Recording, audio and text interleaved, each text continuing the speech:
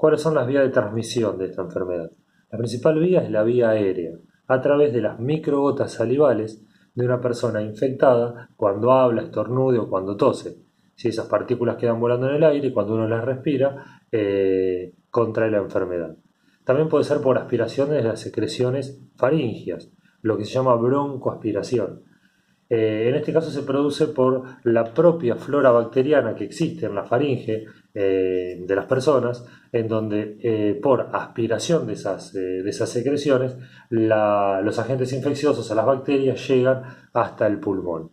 Y la otra vía, que es la menos frecuente de las tres, es por vía sanguínea a partir de un foco infeccioso que está en otro lugar, pero donde las bacterias por sangre pueden llegar y asentar en el pulmón.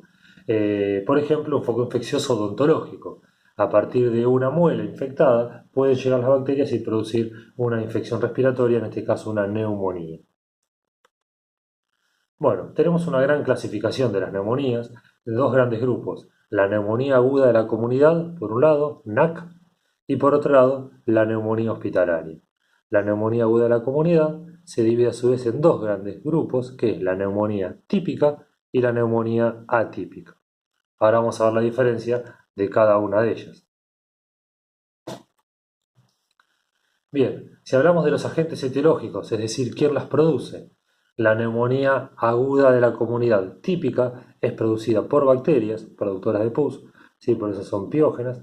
En este caso hablamos del Streptococcus pneumoniae, el conocido neumococo, acá tuve un error en la impresión, me falta la E, neumococo, el Haemophilus influenzae y el Staphylococcus aureus.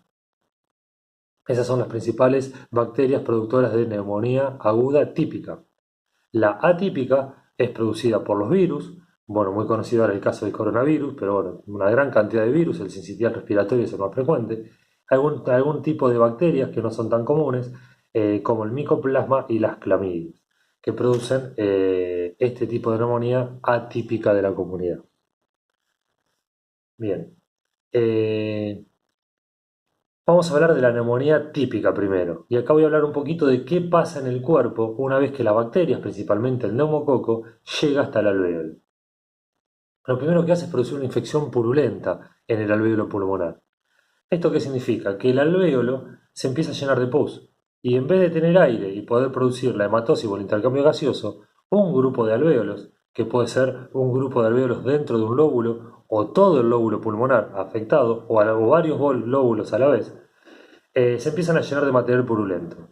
Ese material purulento al cabo de 3 o 4 días empieza a condensarse, empieza a tomar la consistencia del hígado, ¿sí? Lo que se llama la hepatización. No importa. El tema es que cuando se empieza a condensar forma un bloque neumónico.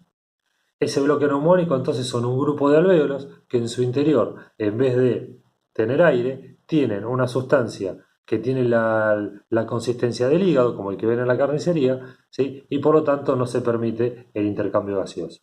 Ese bloque neumónico, con el tratamiento adecuado, al cabo de 7 a 10 días, desaparece y muchas veces sin dejar secuelas.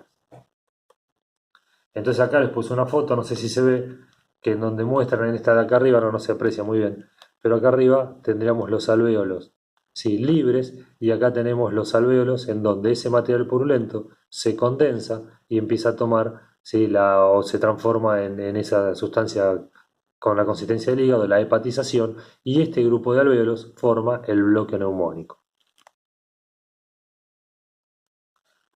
¿Cuál es la importancia de esto?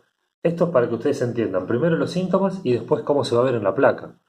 Este bloque neumónico, en donde adentro hay material purulento condensado, eh, obviamente que en la placa se va a ver de color radiopaco. En vez de tener aire el alvéolo, tiene algo de la consistencia del hígado. Entonces, esto en vez de ser radiolúcido, va a tener un aspecto radiopaco. Y por otro lado, estos alvéolos obviamente no respiran, no permiten intercambio gaseoso, por lo tanto, ahí vamos a tener la manifestación clínica que es la disnea. El paciente no va a poder respirar porque tiene los alvéolos, ¿sí? Llenos de material purulento.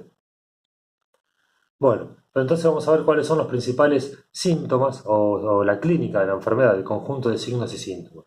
En la neumonía típica de la comunidad empieza con fiebre de comienzo brusco, fiebre alta que puede alcanzar los 39 y 40 grados centígrados, con un gran malestar general, paciente se encuentra en la cama, con imposibilidad de caminar, o sea, con dificultades para moverse, para caminar, o sea, está con malestar, está tirado en la cama con este malestar. La disnea, típica de la neumonía, porque los alvéolos están ocupados, no puede producir el intercambio gaseoso. Disnea significa dificultad para respirar. Tos con expectoración, el paciente tose y expectora ese material purulento. La expectoración tiene un color típico que es como el herrumbre, herrumbrosa como el óxido. Dolor de pecho en puntada de costado, se llama así porque siente como que le pincha, ¿sí? Algo al costado, abajo de la axila, sobre todo cuando inspira, al final de la inspiración, ¿sí? Cuando se expande el tórax genera un dolor que corta en forma brusca esa inspiración y a veces si la neumonía es de base pulmonar puede aparecer como un dolor en el epigastrio.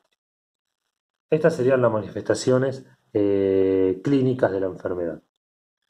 ¿Cómo vamos a hacer el diagnóstico? Con una RX de tórax y con un cultivo de esputo. Pero en el próximo video, para no hacerlo tan largo, explicamos un poquito más las radiografías.